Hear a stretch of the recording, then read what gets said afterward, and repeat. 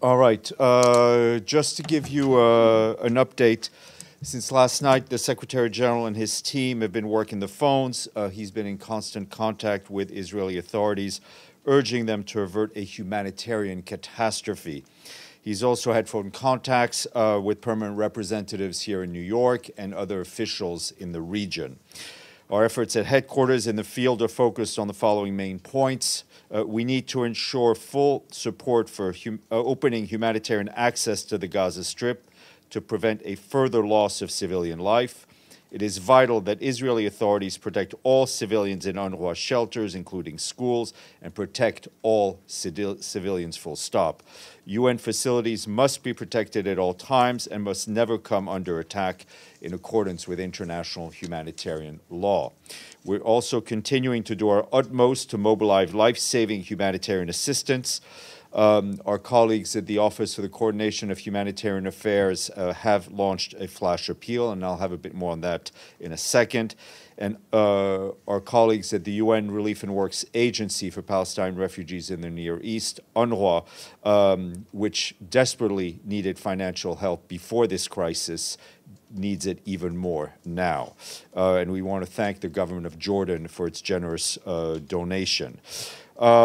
We must ensure the immediate and unconditional release of all hostages being held in Gaza, and we need, of course, to avoid a spillover of this conflict to the West Bank and to the wider region. Just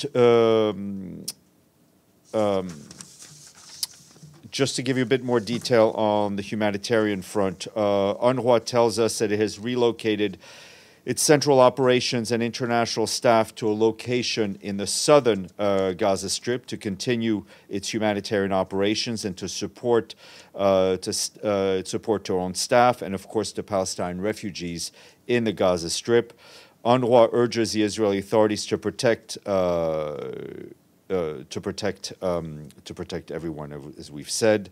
UNRWA also notes that since the 7th of October, 423,000 people have already been displaced. Of them, more than 270,000 have taken refuge in UNRWA shelters, and those numbers are as of last night. We've not been able to get updated numbers due to the current situation, but they are likely to be exponentially higher.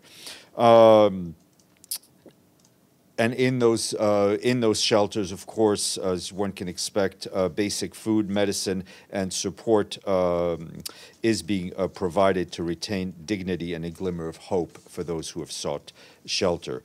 We urge all parties and those with influence over them to put an end to this tragedy.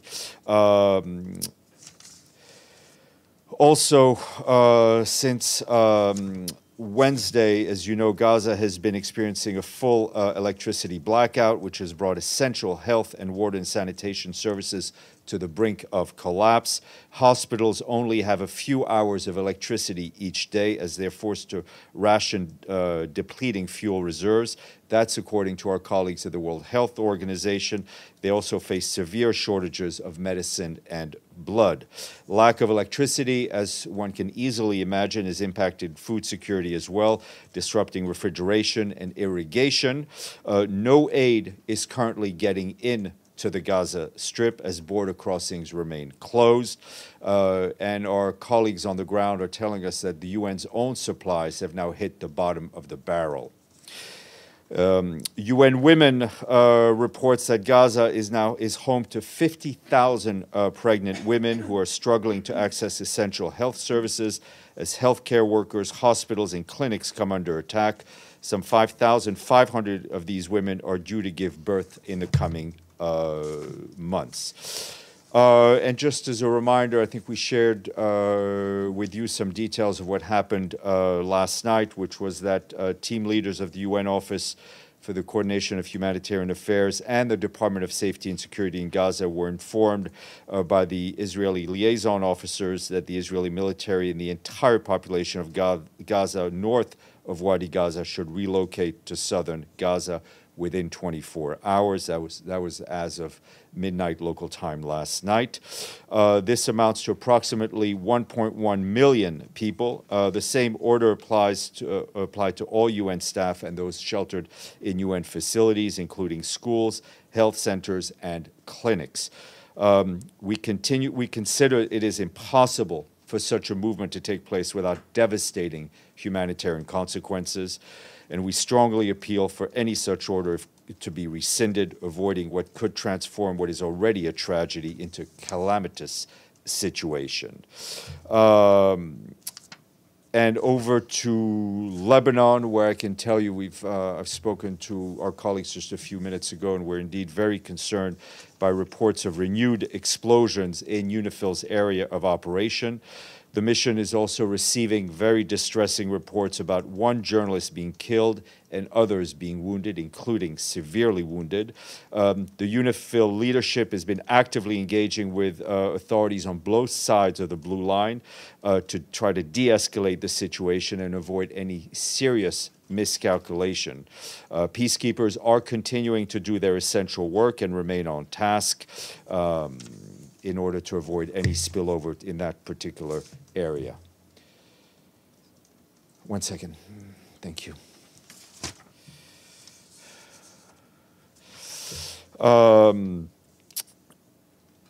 Turning to Syria, the Office of the Coordination of Humanitarian Affairs says the UN has completed the mission in the country's northwest yesterday to assess the ongoing humanitarian response in the wake of increased hostilities in Idlib over the past week, which is the most significant since 2019. Our humanitarian partners and local health authorities say the fighting was killed more than 50 people, including 15 children, with more than 300 injured. 3 aid workers were among the dead. The interagency team, led by the Deputy Regional Humanitarian Coordinator for Syria, David Carden, visited a reception center and the Sham Surgical Hospital, which has treated some 36 patients and injured in the latest fighting. The team also spoke with health workers and displaced families. Nearly 70,000 men, women, and children have reportedly been displaced due to the hostilities, with some 24 health facilities and 17 education facilities also affected. We and our partners are stepping up the response efforts, reaching some 17,000 people with food assistance, more than 800 families with shelter and other essential supplies. This morning, the Security Council heard from Adeji Ebo, the Director and Deputy High Representative for Disarmament Affairs. He briefing the Council on the provision of military assistance to the armed forces of Ukraine, he said, has continued in the context of the full-scale invasion of that country. He said the UN Office of Disarmament Affairs also takes notes of reports related to the transfer of depleted uranium tank ammunition to the Ukrainian forces. In addition, Mr. Ebo said there have been reports of states transferring or planning to transfer weapons such as uncrewed aerial vehicles and ammunition to the Russian armed forces, including for possible use in Ukraine. He added that reports related to the use of anti-personnel landmines and the use of transfer of cluster munitions in Ukraine is deeply concerning. On behalf of the High Representative, Mr. Ebo called for an immediate end to the use of these inhumane and indiscriminate weapons, which have severe and lasting humanitarian impact. Also want to flag that the UN mission in Afghanistan today expressed its deep sorrow and condolences to all those killed and wounded in this afternoon's explosion in the Shia mosque in Pul El Kumri. UNRWA said it is working on the grounds to establish facts about the incident. And related to that, UNHCR today launched an appeal for $14.4 million to scale up its assistance for those impacted by the tragic recent earthquakes in Western Afghanistan. Just want to flag a senior personnel appointment. Today, Secretary General appointed Volker Perthes of Germany as the head of the Independent Strategic Review of the UN Assistance Mission in Iraq, which was mandated by Security Council Resolution 2682. Mr. Purtis brings to this position 3 decades of experience in academia, research, international relations, and diplomacy, including with the UN. And as you all know, he recently served as the head of mission in Sudan. And I think I will leave it at that. I will mention that for programming note, I hope the Secretary General will come by the Security Council stakeout on his way in to speak with you. In the meantime, Michelle. Thank you, Steph. As you've already referenced, a group of journalists was struck in southern Lebanon. The journalists were from Reuters, AFP, and Al Jazeera. Several have been injured, and a Reuters journalist has been killed. What's your reaction to this? Extend all our deepest condolences to you and all of your colleagues at Reuters and all of the and all your family. And of course, wish a speedy recovery to all the other journalists that were injured. We understand one was severely injured. This is yet another example of the daily dangers journalists face in covering conflict throughout the world, and we do hope that there is an investigation as to exactly what happened. Just a quick follow-up, any messages to the parties involved in this conflict with regard to journalists covering it? Without journalists, we can't know what's going on, and journalists need to be protected and allowed to do their work. Ibtisam and then Caitlin. Steph, regarding the it doesn't go unnoticed the fact that the Secretary General, although he's calling for stopping the circle of violence, he is not calling on the Israeli army to stop bombing Gaza. Why not? I think the Secretary, the Secretary General wants to see an end to the violence that we're seeing. He wants to see an end to civilians being killed. I think that is clear enough. But that's not clear enough. That's not. I mean, that's what I'm okay. telling you. I have another question. I asked you 2 days ago about the fact that some news reports that the Israelis used phosphor bombs in Gaza, and Human Rights Watch published a report yesterday confirming that, and in Gaza and Lebanon. Any comments? We have not seen. Sorry. I've seen these reports from Human Rights Watch and others, but we have no way of. We have not had any independent information from our end, and if we do get something, I will share that with you. There are some news reports about Palestinians being killed by Israeli forces, about 10 or more, according to local news reports, in demos in Jerusalem. Any comments? We're looking into those reports. Caitlin. On the evacuation notice in northern Gaza, how is this mass removal being organized? Are UN agencies involved at all in facilitating movement? I know you said UNRWA is moving its operations there south, but is it helping people move as well? Is it helping civilians move south? Well. And on the same question, just the Norwegian Refugee Council has said that the relocation of Gazan civilians amounts to the war crime of forcible transfer. Does the UN have a position on this? We are not. In terms of the UN, the UNRWA staff, many stayed, many asked to stay, and have stayed up north. We are not pushing people to move. People have to make their own decisions. We've relocated some of our staff in order to protect our own staff, and also to continue serving those Palestinians who have moved to the south. But we have there are 13,000 UNRWA staff members in Gaza, frontline workers, teachers, doctors, nurses, people offering psychosocial services. They are staying with the people they are tasked to support. Just on the war crimes. No, I have no. Let me just put it this way: we have repeatedly, will continue to repeatedly call for the full respect of international humanitarian law. Go ahead. A few questions, Stéphane. First, are any more details about exactly which Israeli authorities the Secretary General spoke to? We've heard from the Palestinian ambassador this morning. He wants the Secretary General to use every effort, including getting the Security Council to call for a ceasefire. And just again on this point, I mean, the Secretary General consistently says that the strongest tool he has is his voice. The Palestinian ambassador said what we're seeing in Gaza amounts to ethnic cleansing. Genocide. I mean, does the UN have any reaction to what we're hearing from them? People should not be forced to move against their will.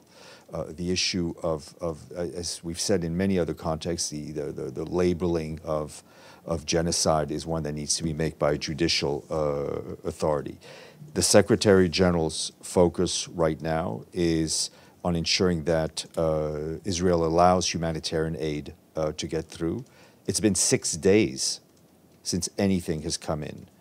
I mean, the UNRWA colleague I just got off the phone with just said they hadn't been able to get a drop of water in there in 6 days. We're literally at the bottom of the barrel, right? We are doing what we can, working with the Israelis, obviously working with the Egyptians to try to get aid in. Our Mr. Venisland is in the region, having serious contacts with various interlocutors, also trying to bring an end to this conflict. Maggie. Steph, any idea on the numbers of Gazans who have actually been able to leave and evacuate to southern Gaza? Any idea at all? No. And the Palestinian ambassador also mentioned today that flights had arrived at Al Arish. Are those? Do you know if they are UN flights? My understanding, there were a number of flights that arrived. I think even yesterday. I do not believe these are yet UN flights, but we're working with the Egyptian authorities, various UN agencies. Will be sending staff, or in the process of sending staff there to kind of prepare the ground. But there needs to be safety for humanitarian workers and civilians in order to have humanitarian access. Pam and then Linda. Steph, I asked you before, but looking for an update. 24 hours was what the Israeli military liaisons had told UN, OCHA, and we're seeing some reports that the Israeli military is saying it's not a definite timeline. I think you need to. All those questions should be asked to the Israeli military. Yes, I understand. It's not. I can only tell you what we've been told, but it's not for me to speak on their behalf. No, I in totally order understand. of their timelines. Have they updated any information to you on the timeline? I mean, we are. It is clear to us that the clock is ticking. Linda, then Efrain. Thank you, Steph. You said that the Secretary General's primary focus or important focus is he's been speaking with the Israelis to allow aid to get in. My question is has the SG also been in touch with Hamas to get the hostages released? And I bring that up especially because Israel seems to be saying that if Hamas releases the hostages, aid will flow. Look, we're not. There are all sorts of political contacts going on, and I'm not going to go into those details. I can tell you that the SG last night spoke twice to the Israeli ambassador. This morning he spoke to the foreign minister of Qatar. He spoke to all the P5 ambassadors. He spoke to the PR of Brazil. He spoke to Jake Sullivan at the White House. Contacts with the Palestinian Authority are also going on the ground. I mean, and contacts with the de facto authorities have to happen because they're the de facto authorities in Gaza. We're not. For us. This is not an issue of conditionality, right? All these things need to happen. Has he been in touch with Hamas? I think I've answered my question to your best. question to the best of my ability. Yes. Ephraim, then Jen. Thank you, Steph. There have been messages circulated this morning by State Department staff saying that high-level officials in the Biden administration do not want to see press materials that include 3 words: de-escalation, ceasefire, end to violence and bloodshed, restoring calm. They do not want to see these 3 words in press material coming out of State Department. My question is, does the Secretary General have any reaction to Biden administration's reluctance to push Israel for restraint? It's difficult enough for us to find the words that we want to use. Doesn't make anybody happy. I'm not going to start commenting on what others' words they One use. quick one, too. There are also reports of Palestinian nationals in the U.S. being detained by ICE, also being visited by the FBI. The FBI has also been visiting multiple mosques and talking to Arab inmates. Is there any concern about this trend? I've not seen those reports. I think what we do not want to see in any in this situation is scapegoating of communities in any way, shape, or form. Jen. Thank you. I guess just to lay it out clearly, what steps would it take, in your opinion, for aid to start flowing, and But we need how the green light close- from the Israelis. Okay. Yes, Sergey. Sergey Barbo, Ukrainian TV Channel 5. Just now, Ukrainian Service of Voice of America reported North Korea provided Russia over 1,000 containers of military equipment for use in Ukraine. It said John Kirby. What is the UN position on this? Thank you. That's their information. The only thing I can tell you is that it is vital that all member states fully adhere to the sanctions put in place by the Security Council. Stefano. Thank you, Stéphane. It's a follow-up on, actually on you, when you said to us that the Secretary General spoke with the U.S. ambassador and also with Jake Sullivan at the White House. Yeah. Why, in a situation like this, the Secretary General is not speaking directly to President Biden? The Secretary General will speak to whoever he needs to speak to. Did he ask to speak to President? The Secretary General, he's. I have to tell you, he's. We were in the office for 5.5, 6 hours continuously last night. He just picks up the phone and he calls people. Sorry. Yes. Sorry. Dulce, and then we'll go to CBC. Thanks very much. So all these conversations last night, 5 or 6 hours, what's the gist of it? Because you say that he had all these conversations, including with Jake Sullivan. So what's the prevailing demand and well, I mean, what's going to happen? The aim is exactly the points that I laid out in the beginning.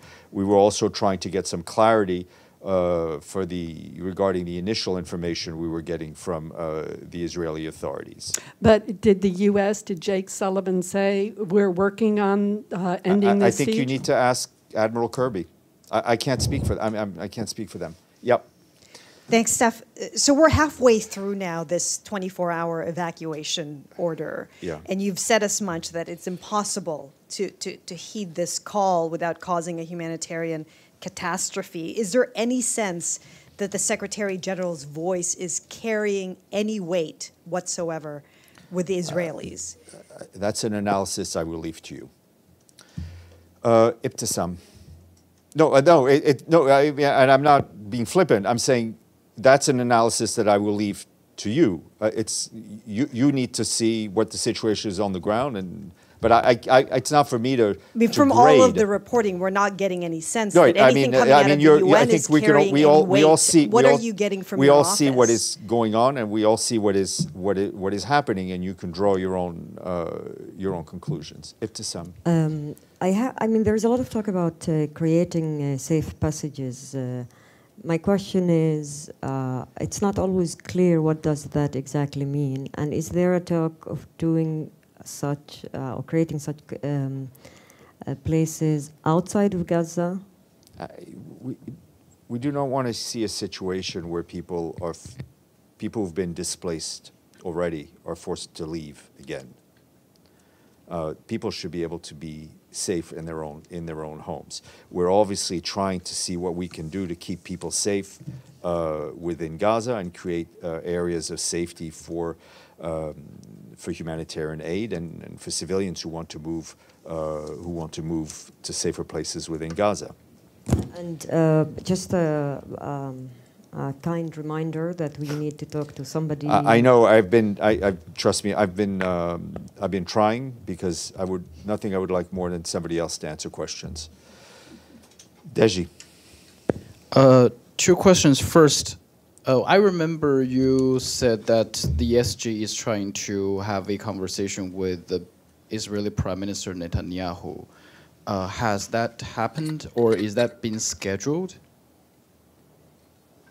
When it happens, I will let you know. But is it being scheduled, or it's just a request from the SG to talk to Prime Minister? It's in the pipeline. I'll let you know when it happens. Okay, so my second question, we know this is a period of time of high tension, but you know, on social media, we saw many disinformation, misinformation, as well as some hate materials. Do you have any messages for social platforms and people who are using those platforms to how to do the right thing? Well, I think social media platforms have a responsibility, especially at these moments, to ensure that what goes on their platform is not full of hate, doesn't lead to violence, and is actually fact-based instead of being fiction-based.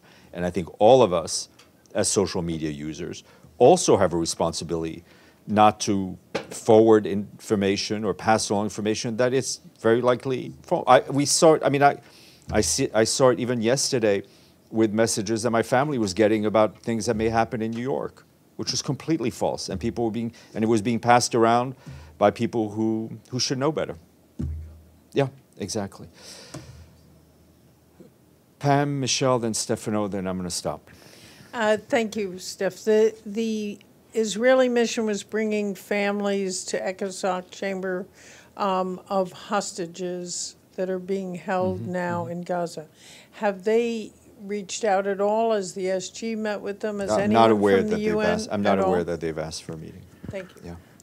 Michelle, then Stefano. I know you've kind of answered this throughout, but in the interest of fair comment, the Palestinian UN envoy also did say this morning that the Secretary General has to do more because whatever is being done is not sufficient to stop a crime against humanity by Israel. The Secretary General has not stopped working on this, and I've witnessed it from the time I've spent with him and to the phone calls that woke me up this morning from him. Stefano. Yes, about the Secretary General doing more. Is he thinking to go there? Actually, there are a lot of ministers at the moment that they are there in Israel. The Secretary General will travel when he thinks it is most useful for him to travel. And since Maggie is leaving, I'm leaving. Okay, that's fine. Stefan. Yeah? It's Dawn. I just have a quick question. Go ahead, Dawn. Given the conversations that the Secretary General's having, and given U.S. foreign policy priorities towards the state of Israel, does the Secretary General believe at this point that the U.S. can be an honest and impartial broker of de-escalation and peace with the situation? I think every member of the international community who has a way to influence or influence over the parties should work in that direction. Thank you.